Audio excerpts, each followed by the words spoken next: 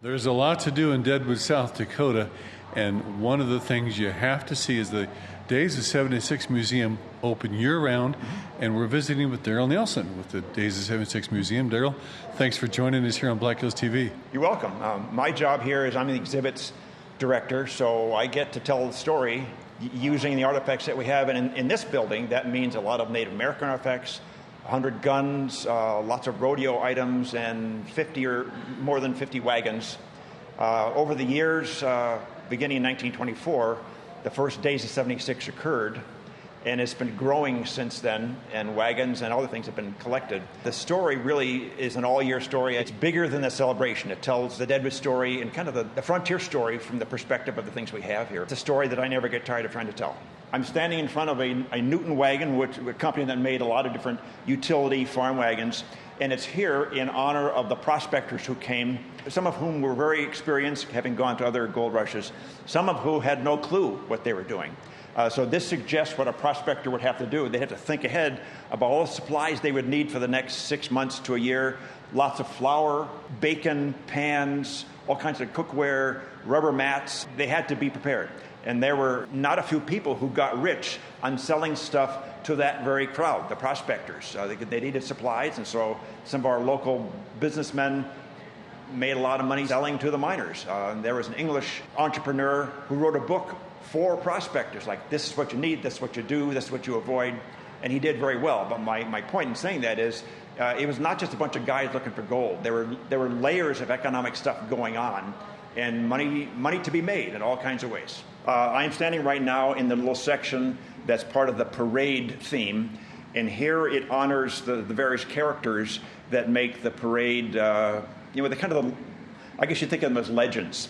The interesting thing is that some of them were entirely made up. Some of them, like Wild Bill and Calamity Jane, were in their day worthless binge drinkers, not honorable people. 30 years later, the city realized these folks could be our assets. So they kind of resurrected them from their prior reputation in their own lifetimes and made them these characters that now are the stuff of billboards and celebrations. Others, like Deadwood Dick, complete fabrication. He was like a comic book character. One of the most real guys was the first Deadwood Dick, who was an ex-slave. He was the real deal. He won the roping and shooting contest in 1876, and then he went off to do other things. So the Deadwood characters, as people know them today, are a mix of truths and imagination and a lot of what we would like to believe about the frontier. So it's a good story. To my left here is a tribute to David Baldeagle. It's interesting because this picture from 1928 shows that very guy right here. And he was at the Days of 76 celebrations for almost the entire history of that event. So he came here as a child and was part of the dancing in the temporary teepee village. It was a real attraction back in the day. In 1927, for example, Calvin Coolidge came here, along with 20,000 other people, back when an event like this was kind of a special thing. And Coolidge was made an honorary chief. He had a feather headdress on. He looked really uncomfortable, but his PR people probably said, "Mr. President, you need to do this." So this honors David Baldeagle, who had a storied life. He's said to have done many things. World War II hero, actor, Hollywood friends, really interesting man. So this honors his participation for all these years. Of course, rodeo is one of the main forces that made this museum happen.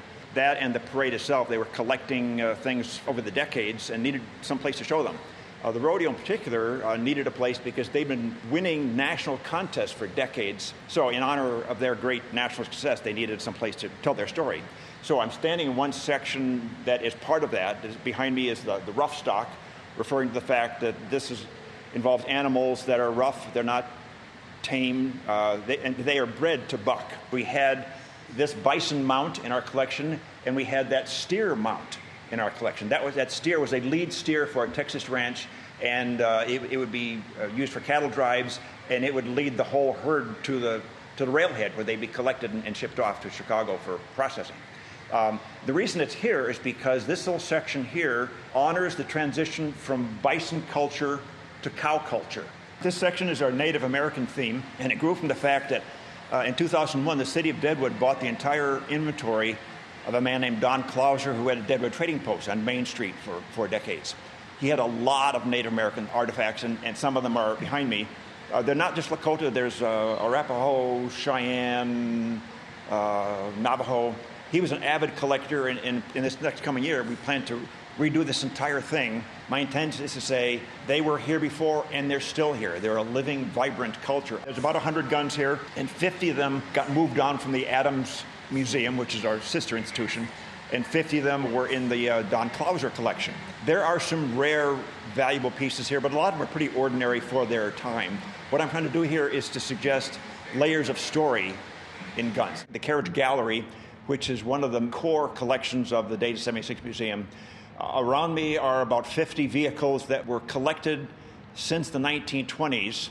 The idea was to have vehicles that were for use in the parade. So they were, from the beginning, a working collection, meaning they did stuff. They got driven up Main Street. Many of them have been restored to some extent because the idea is they have to roll up Main Street. Some of them are original in every way. What I've tried to do here, since we know very little about many of them, in museum language that means they have no provenance. We know nothing about who gave them, how they were used, how they got here. The Gold Rush story, which is how it starts, begins with a wagon and shovels and whatever guys could pack together, whatever they could afford. And originally prospecting was pick and shovel. And by the end, it was huge equipment shipped from the West Coast or Cincinnati or Chicago at great expense. It was big business. Well, I'm trying to suggest that story here. And to me, it's a lot of fun, in part because there are motion-activated sound events that go around. It fills the place with human noises, which is what it's all about, is human activity. But it also shows, it's kind of a portrait of the city of Deadwood. And I never get tired of coming in here. At the beginning, I thought, oh, this is great, a bunch of old, falling apart wagons. Well, they're not falling apart.